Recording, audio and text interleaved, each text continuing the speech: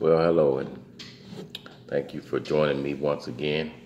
This is GQ Ministries, Ministry of Hope. Um, we know that people are in desperate times. We know that people are out here hurting. People are out here stressed out. This ministry is a ministry of hope, knowing that we can always call on God. He's a listening ear. He's there in a time of need, and we all need Jesus right now. So this ministry is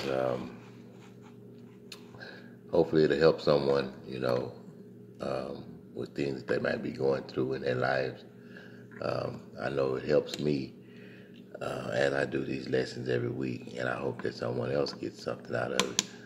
Um, our lesson today is called "Counting the Cost," and we got two script passages of scriptures here. We got Mark 1:16 through 20, and then Luke 14:25 through 23. And when you think of counting the cost, what do you think of when you say counting the cost? Counting the cost. Uh, I always say you got to count the cost to be the boss. Uh, um, before you start out something, you need to know how much it costs. Before you say, you trying to plan to do something, you have to know what it costs. You planning a trip. Uh, you're going to figure out the cost for gas. You're going to figure out the cost for the venue. Um, you're not just going to go out there and just take out driving and not know exactly where you're going. I always say when you in life, you have to set goals and you have to know where you're going in life. Else you're going to eventually get tired. It's just like jumping in the ocean and not know where you're going. You just take out swimming. At some point, you're going to get tired. You're going to drown. So we always got to know where we're going in life, and we got to count the costs. And that's what this lesson is all about. It's about counting the costs uh, for discipleship, for being on a mission for God. Um, when you be on a mission for God, it's a cost. It's a sacrifice. It's it's something that you really, really, really have to count the cost on. You really have to think about it. It's a big responsibility. Uh, Teachers and preachers, ministers, they have big responsibilities. But not only teachers, preachers, and ministers, you and I and everyone else, we all have big responsibilities because we all should be disciples for God. We should be on a mission for God. That's our whole life purpose. Nothing should be bigger than our mission for God, and that's what we're going to see in this lesson today. Um, so we're going to start out real quick. We're going to start out reading the intro like I do every week, and then we'll jump right into the scriptures. Okay, it says, if you ask many Christians today what it means to be a disciple of Jesus, they would probably talk about going to Bible study, learn more about what the Word has to say. They might mention being faithful in church, attendance, and in giving a portion of one's income to support the work of the church. All these are good things. All these are things that we should be doing. Um, they might talk about cleaning up their language, not drinking alcohol to excess, staying away from illegal drugs, even go so far as to speak about the importance of sharing one's faith with others or being called to some sort of professional ministry. And this is all what we should be doing. What you may not hear much about is people speaking of shirking responsibilities, turning one's back upon loved ones, putting one's life in danger, or questioning whether one has what it takes to truly follow Christ. Yet these are exactly the things Jesus seemed to expect when he called Peter, Andrew, James, and John to follow him. Um, they also were among his criteria given for discipleship as he addressed the crowds following him. He was setting the bar. He was setting the bar. which we're going to see in this lesson. Uh, what Jesus seems to have expected of a disciple is so outrageous on the surface that it demands a closer look to be sure we understand what being a disciple truly requires of us. We must also ask ourselves if we are willing to do all that discipleship demands of us. Discipleship, when we decide to take up the cross and be a disciple for Christ, be on a mission, it's a great responsibility. A lot of people don't realize, how big a responsibility is when you really, truly pick up the cross and you're on a mission for God.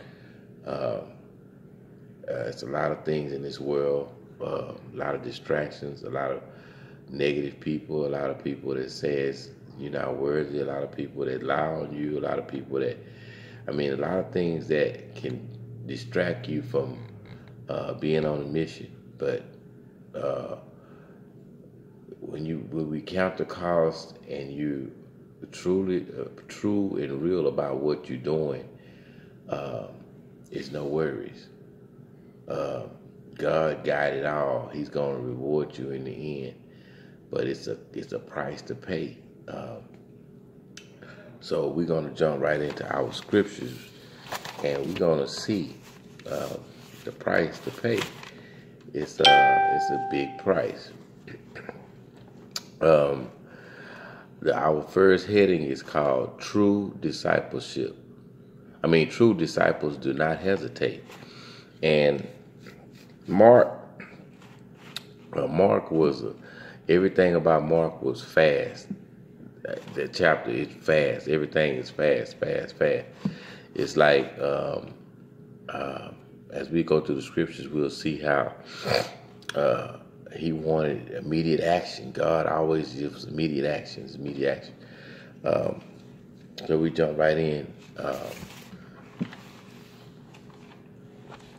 Like I said, to our scripture, we're talking about discipleship, being on a mission for God. And, to be a good learner, you have to exercise the use of learning. So, if you want to learn, you got to exercise the use of trying to learn. Discipleship is to learn about something that you will use later in life. So you're always learning. You always what you hear now is going to come a point in time in life that you can use it later. It's always opportunity for discipleship and being on a mission. You could be at the gym. You could be at work. You can be riding around, and people you meet each and every day. It's always an opportunity for you and me to minister to someone, to try to get them to know about Christ and let them know, that God loves them. And like I say, we all have a cross to bear. So just remember that, like I say, discipleship is to learn about something. So we're all learning. You're never too old to learn. I can learn from a 9-year-old, and a 9-year-old can learn from a 48-year-old. You're never too old. You're never too young. So let's not forget that. Okay, our first scripture is coming, I can say, out of Mark, and Mark 6:1-16. It says, "Now as he walked by the Sea of Galilee, he saw Simon and Peter, his brother, casting a net into the sea, for they were fishermen. They were fishing. So as we know, Simon Peter, that was Simon is his name now, but Peter is basically Simon. Jesus was walking by the Sea of Galilee, and he sees Simon Peter and his brother Andrew casting the net into the sea. They were fishermen, And when I say we say they were fishermen, uh, you are a fisherman, I'm a fisherman. And we know that Simon Peter and Andrew's father was Jonah. Uh, so their father was Jonah, and they were fishing. Um, so yeah, they were fishing, and let me see here, and that's 16, verse 16. Verse 17 said, and Jesus said to them, come ye after me, and I will make you become fishers of men. So when Jesus said,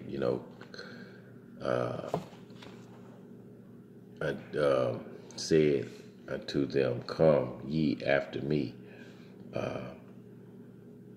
just like Jesus is telling us, follow me, follow me. I will make you fishers of men. So if we are going to follow Jesus, there will be a sacrifice. You don't just learn to learn, you learn to do. The pastor and teachers can't do everything, but it's a job for you and me. And that's so true.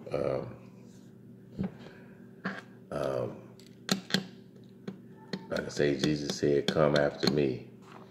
I will make you fishermen. I will teach you how you're going to fish. He said he teach you. He's not telling them he'll teach them how they're going to fish. He's going to teach them how to be fishermen of men by the example that he set. He's basically getting them ready for they can walk with him the 3.5 years that they walked with him for 3.5 years, and he set the example how to be a fisher of man. And so that's what God is. He's trying to show them the example, so that when he died and be crucified at the cross, that he left an example for the disciples to go on and continue on. And the example is here today for us to continue on. Like I say, he was getting basically. He said, I'll make you fishermen of men. He's going to be getting them ready for when he go away, when he die and go to heaven. And so 18 says, and straightway they forsook their nets and followed him. So, and as we'll see in all the scriptures of Mark, he always said he's like he's fast. He said one New James Version says straightway, and New Revised Standard says, and immediately they left their nets and followed him. So they didn't hesitate. So obviously they knew about. They were already disciples, and they had heard about Jesus Christ. So when he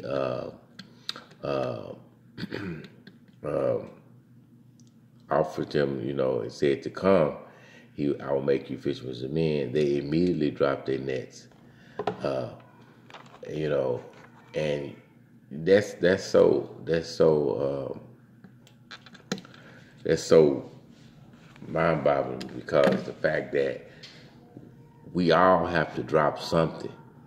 When Jesus said, "Come to us," you got to put you got to put the joint down. You got to put the club down. You got to put the one and the women down. You got to put the gossip down. You got to put something down to follow Jesus. You can't follow him the way you are. You have to become a different person. So that's the example that he was showing. Uh, he was showing. He was showing. The example is so. It's already set for us today. Um, like I say, they immediately they were willing. So 19 says, and when he had gone a little farther, thence he saw James, son of Zebedee, and John, his brother, who also were in the ship mending their net. So basically, they were all in the boat. Uh, um, Peter and Andrew was fishing, and John and James was mending their nets. So they were all in the boat mending nets. So when we say, the example is kind of funny. Like they were mending their nets, but if we remember, John remembered, he said, little children always love one another. John was always mending, love men's. So they were mending that. So basically, we're gonna have to, if we're gonna follow Christ, we're gonna have to be mending something. We're gonna have to be loving something. We're gonna have to always show love towards one another. We're gonna have to always be giving, be forgiving, be, we're gonna have to be Christ-like. Number 20 said, and straightway there it is again. He called them, and they left their father Zebedee in the ship, and with the hired servants, and went after him. So you could imagine how his dad was probably like, "Where y'all going? Where y'all going? Where y'all going?" And they left their dad to follow Jesus Christ. So sometimes what I get out of that is, we got to give up something.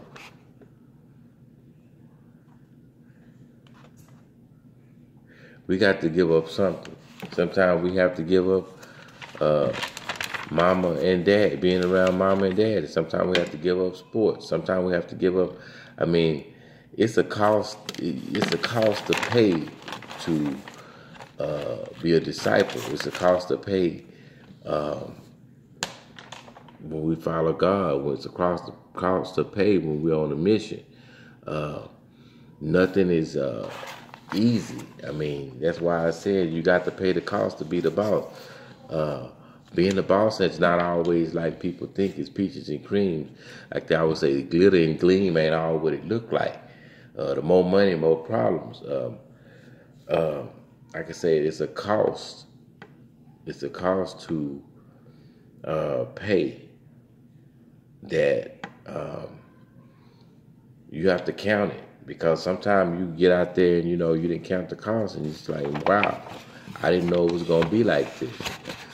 So God want to make it clear, in these scriptures that to follow Him is you're gonna have to suffer. It's gonna be a price to pay. Okay, so we're gonna jump into our next heading. It's Luke 14:20, 14:25 through 33 here, and it says, "True discipleship, do whatever it takes," and that's so true. True discipleship does whatever it takes. And so we're going to jump into number 25. It says, now,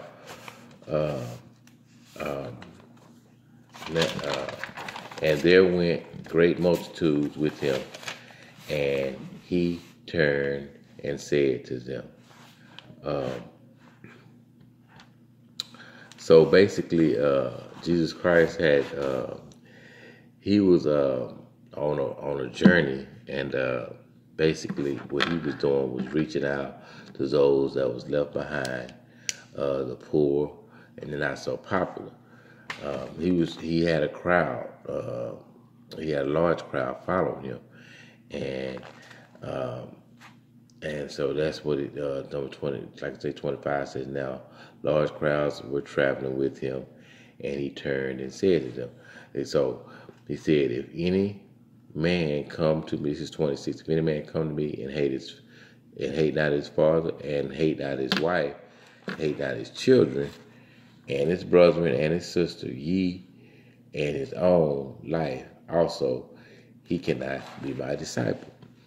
Now, so if you're not willing to be a good fisherman, well, put it like this, he's not truly saying, to hate, your loved ones, by no means. But it's kind of like this. If you're not willing to be a good fisherman, you have to love, if you're willing to be a good fisherman, you got to love fishing. So if you willing to follow Christ and love, you got to love Christ. So anything that's not of Christ, you don't necessarily, nothing is going to be greater than the love of Christ. So if any of these people or things or whatever is bigger than the love of Christ, then you got to drop that.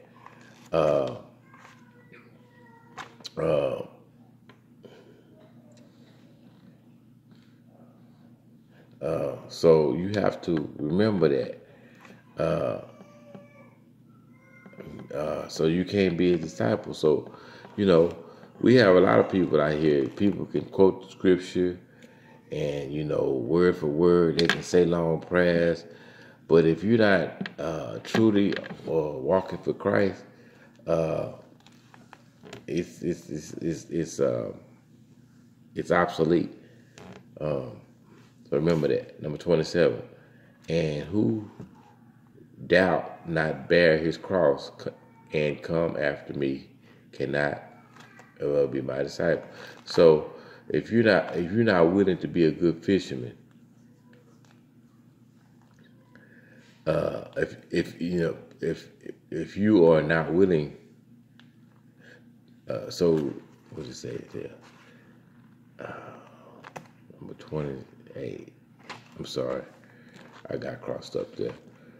So number 27, it says, and whosoever doth not bear his cross and come after me cannot be my disciple. So if you're not, you got to be willing to be a good fisherman. You have to love fishing. You got to have patience. You got to be spiritual. Fishing must have patience. So that's what we have to have. We have to have patience. We also have to have, we have to have different tactics. Just like fishing, you got baits and lures. Sometimes when you go out, you don't catch anything.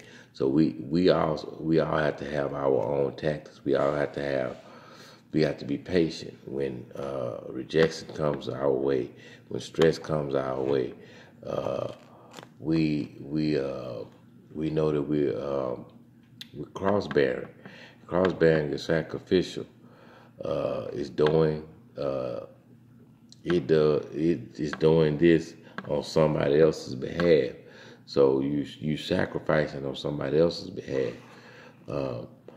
So that's what discipleship is. It's you have to be patient. You got to have love. You got to have kindness. You got to have all of the above, because people are gonna not believe you. People are not gonna trust you sometimes. People are gonna be negative. People are gonna lie on you. Just stay on course, because God sees all. He knows all and he hears all. He wants true disciples. He wants true people that's on a mission. He wants people that's not this way, one way, like today you're this way, and then as soon as somebody say something to you that way, as soon as a whirlwind come in your life, you this way. He want true soldiers. He wants soldiers for the Lord to be on a mission for him. And that's what I want to be. I want to be on a mission for God. And I want you to be on a mission for God. And no matter what's going on in your life, just stay on that mission. Don't get sidetracked by other people uh, because the devil is out there. Sometimes the devil is right next to you. Uh, but if you're on that mission and God got you and he know that he can trust you, God's going to protect you. He's going to protect everything about you. So we can rest assured that. Uh, so that was 27. 28 it says, for which of you intend to build a tower, sitteth not down first and counteth the cost, whether you have sufficient. And so basically he's saying count the cost. Count the cost for following him. Because sometimes you're going to have to go by yourself. Sometimes mama, daddy, sister, brother, husband, wife, they're not going to follow you. But are you still going to be following Christ? That's why we got to count the cost. Sometimes we got to go alone. And it's okay. Number 29. Let's happy after he had laid the foundation and is not able to finish it. All that, behold, is begun to mock him. So you didn't finish because you didn't see where you were going. You know, you didn't finish because people lied on you. You didn't finish because you got tired. You didn't finish because it was so much negativity and you gave up. That's why you got to count the cost. You already know this is going to happen. You've prayed about it. You got quiet time. See, when you start to really see what God wants you to do, you're going to realize what it takes time. It takes time by yourself with just you and God to know He make you stronger in your time of despair when people are persecuted. Like say, people, look at how they did Jesus. Jesus was the only perfect person ever. And they lied on him. They spit in his face. They hung him to a cross. So God strengthens us each and every day. When we're on that mission and he know he can count on us, when all these things come our way, we're strong. And we don't get all bent out of shape because we know God got us. He sees our struggle. He sees what we're doing. So we don't have to worry about getting back or whatever, because God says vengeance is mine. He can trust you. You his servant. You're on a mission. Number 30 saying this man begun to build and was not able to finish. That's human nature. We would say that because you can't be looking back. If you're constantly looking back, you never gonna go forward. You stuck back there. You're on a mission. So what happened then, it happened, and you're on a mission. You constantly moving forward. That's what always being on a mission. That I always say, you constantly moving forward. You constantly moving forward. You're not dwelling on the past. You're moving forward. But then it goes here in 31, it says, or what? Going to make a war against another king, sitteth down first and consult whether to be able to with 10,000 to meet him and cometh against him with 20,000. So of course, this is not like Gideon. God got the glory in the Gideon when he went into war. God was all in that. It was God's glory. But we wouldn't dare go into a fight when it's 10,000. We only got 10,000 men, and there's 20,000. That's counting the cost. So let's remember that. Number 32 says, or while the other is yet a way off, he sendeth Abash and desires conditions of peace. Number 33. So likewise, whosoever he be of you that forsaketh not all that he had, he cannot be my disciple. So basically, 32 is kind of like saying, look at the reality of the situation. You know, and then 33 is basically saying, you know, you got to put God above everything. You got to put him above all. You know, if not, you cannot be a disciple of Christ. If you're, sometimes we do worry about what people might think, what people might say, but you know, we're on a mission for Christ. Christ is first.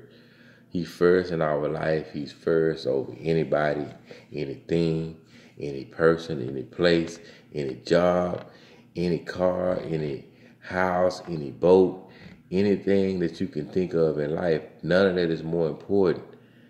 People are out here hurting and they stressing out. They stressing over jobs. They stressing over marital issues. They stressing over kids. None of that is more bigger than being on a mission for Christ. When you got crisis going on in your life, that's when it's the time to get on a mission for Christ. When you got issues with the kids, when you got issues with the husband, when you got issues with the wife, when you got issues with the job, that's when it's the time to get on your mission for Christ. Get on your mission. Everybody, this is what I want you to do. Get on your mission, because time is out for us to keep blaming and pointing the finger. Let's look at ourselves, get on the mission, and we're just so thankful. Thankful for what God has blessed me with today. I hope something was said to help you. And I just hope you have a great week. And let us pray. Heavenly Father, we're just so thankful for today. We're thankful for you blessing me with what to say, Lord. I said what you want me to say. And I hope that it's be a blessing to someone out here. And just let them know that you're God, and beside you there's another. And whatever they need, whatever we all need, you got it in your hands, Lord, and you see our needs. And we just want to be on a mission for you, Lord, and be strong and continue to uplift your name. These are blessings we ask in your name. Amen.